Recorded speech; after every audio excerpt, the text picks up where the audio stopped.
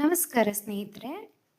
ನಮ್ಮ smart remedies Kannada ಚಾನಲ್ಗೆ ನಿಮ್ಮೆಲ್ಲರಿಗೂ ತುಂಬಾ ಆತ್ಮೀಯವಾದ ಸ್ವಾಗತ. ಇವತ್ತಿನ ವಿಡಿಯೋದಲ್ಲಿ ನಾವು ಮೂಲವ್ಯಾಧಿ ಅಥವಾ ಪೈಲ್ಸ್ ಅಥವಾ ಮೊಳಕೆ ರೋಗ ಇದಕ್ಕೆ ಸಂಬಂಧಪಟ್ಟಂಗೆ ಹಳೆಯ ಕಾಲದಿಂದ ಜನಪ್ರಿಯವಾಗಿ ಬಳಸುವ ಒಂದು ಸರಳವಾದ ಮನೆಮದ್ದಿನ ಬಗ್ಗೆ ತಿಳ್ಕೊಳ್ಳೋಣ. ಈ ಮನೆಮದ್ದಿಗೆ ನಾವು ಬಳಸ್ತಾ ಇರುವಂಥ ಒಂದು ಸಾಮಗ್ರಿ ಏನಪ್ಪ ಅಂತಂದರೆ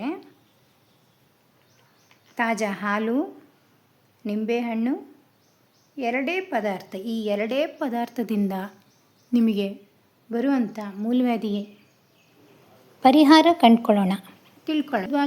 ಸುತ್ತಲಿನ ರಕ್ತನಾಳಗಳು ಊದ್ಕೊಳ್ಳೋದು ಅಥವಾ ಉರಿಯೂತ ಉಂಟಾಗೋದು, ಇದರಿಂದ ಏನಾಗುತ್ತೆ, ನಾವು ಮಲವಿಸರ್ಜಿಸುವ ಸಮಯದಲ್ಲಿ ಅಥವಾ ಟಾಯ್ಲೆಟ್ಗೆ ಹೋದವಾಗ ವಿಪರೀತವಾದ ನೋವು, ಉರಿ, ಕೆರೆತ, ರಕ್ತಸ್ರಾವ ಅಥವಾ ನೀವು ಟಾಯ್ಲೆಟ್ ಮಾಡಲಿಕ್ಕೆ ತುಂಬ ತೊಂದರೆ ಪಡೋದು, ಇವೇ ಮುಖ್ಯ ಕಾರಣಗಳಾಗಿರ್ತವೆ.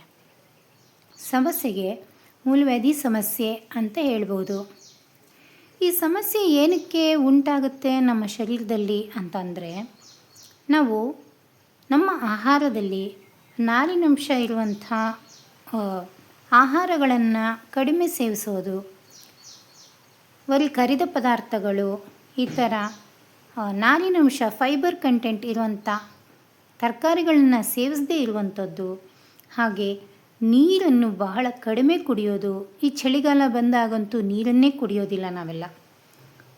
ಆನಂತರ ದೀರ್ಘವಾಗಿ ಒಂದೇ ಕಡೆ ಕುಳಿತುಕೊಂಡು ಕೆಲಸ ಮಾಡೋದಕ್ಕೂ, ಒಂದೇ ಕಡೆ ಕಂಪ್ಯೂಟ್ರ್ ಮೇಲೆ ಕೂತಿರ್ತಾರೆ, ಯಾವುದನ್ನು ಆಫೀಸ್ ವರ್ಕಲ್ಲಿ ಒಂದೇ ಕಡೆ ಕೂತ್ಕೊಂಡು ಕೆಲಸ ಮಾಡ್ತಿರ್ತಾರೆ. ಅಂಥವ್ರಿಗೆ ಶಾರೀರಿಕ ಚಟುವಟಿಕೆ ಎಲ್ಲಿ ಕಮ್ಮಿ ಇರುತ್ತೋ ಅವರಿಗೆ ಈ ಮೂಲವ್ಯಾಧಿ ಬರೋದಕ್ಕೆ ಭಾಳ ಮೇಯ್ನ್ ಕಾರಣಗಳು ಆಗಿ ಇರ್ತವೆ. ಈಗ ಬನ್ನಿ ಇದನ್ನು ಹೇಗೆ ಮಾಡೋದು ಅಂತ ತಿಳ್ಕೊಳ್ಳೋಣ.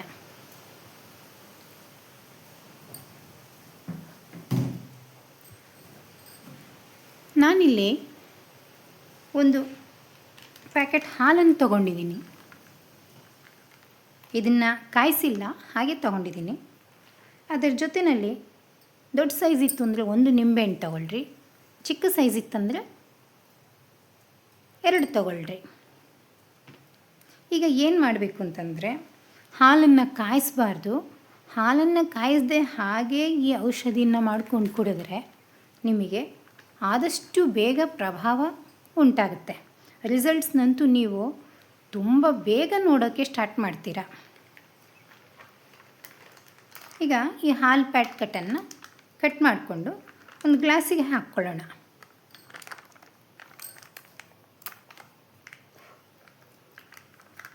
ನೋಡಿ, ಈಗ ಒಂದು ಗ್ಲಾಸ್ ತಗೊಳ್ತಾ ಇದ್ದೀನಿ ನಾನು. ಅದರಲ್ಲಿ ಈ ಹಾಲನ್ನು ಹಾಕ್ಕೊಳ್ತೀನಿ.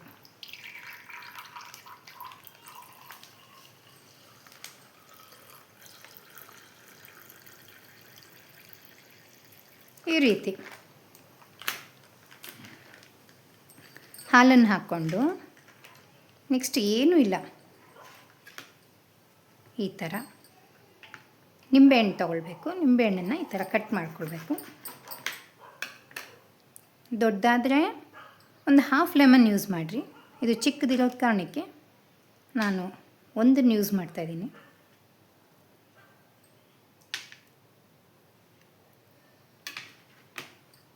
ಈ ಥರ ಹಸಿ ಹಾಲಿಗೆ ಈ ಥರ ಒಂದು ಅರ್ಧ ನಿಂಬೆಹಣ್ಣೆ ಈ ಥರ ನೀಟಾಗಿ ಹಿಂಡಿಬಿಟ್ಟು, ನೋಡಿ ಈ ಥರ ಹಿಂಡಿ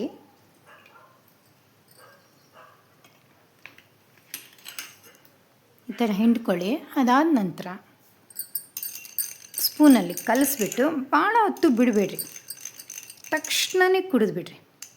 ತಕ್ಷಣವೇ ಸೇವಿಸಿದ್ರಿ ಅಂದರೆ ಈ ಹಾಲು ಏನಿದೆ, ನಿಂಬೆಹಣ್ಣು ಹಾಕಿರುವಂಥ ಇದೊಂದು ಹಾಲು, ಇದು ನಿಮ್ಮ ಮೂಲವ್ಯಾಧಿಗೆ ಖಂಡಿತ 100% ಪರಿಹಾರ ಕೊಡುತ್ತೆ.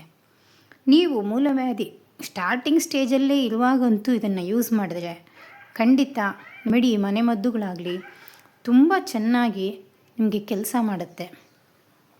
ಇದನ್ನು ನೀವು ಖಾಲಿ ಹೊಟ್ಟೆಯಲ್ಲಿ ಬೆಳಗ್ಗೆ ನಿಮ್ಮ ಬ್ರೇಕ್ಫಾಸ್ಟ್ಗಿಂತ ಮುಂಚೆ ತೊಗೊಂಡ್ರೆ ತುಂಬಾ ಎಫೆಕ್ಟಿವ್ ಆಗಿ ಕೆಲಸ ಮಾಡುತ್ತೆ.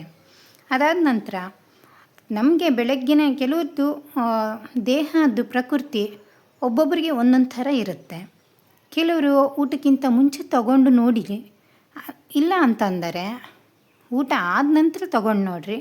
ನಿಮಗೆ ಹೇಗೆ ಕಂಫರ್ಟಬಲ್ ಅನಿಸುತ್ತೋ ದಿನಕ್ಕೆ 3 ಸಾರಿ ಈ ಥರ ಬೆಳಗ್ಗೆ ಊಟಕ್ಕೂ ಮುಂಚೆ, ಮಧ್ಯಾಹ್ನ ಊಟಕ್ಕೂ ಮುಂಚೆ, ಹಾಗೆ ರಾತ್ರಿಗೆ ಊಟಕ್ಕೆ ಮುಂಚೆ ಇದನ್ನು 3 ಸಾರಿ ಕುಡಿತಾ ಬಂದ್ರಿ ಅಂದರೆ ನಿಮ್ಮ ಮೂಲವ್ಯಾಧಿ ಸಮಸ್ಯೆ 100ಗೆ 100% ಕಮ್ಮಿ ಆಗೇ ಆಗುತ್ತೆ. ಇದು ಟೆಸ್ಟೆಡ್ ಫಾರ್ಮುಲಾ. ಯಾಕಂತಂದರೆ ನನಗೂ ಕೂಡ ಈ ಥರ ಪ್ರಾಬ್ಲಮ್ ಇತ್ತು.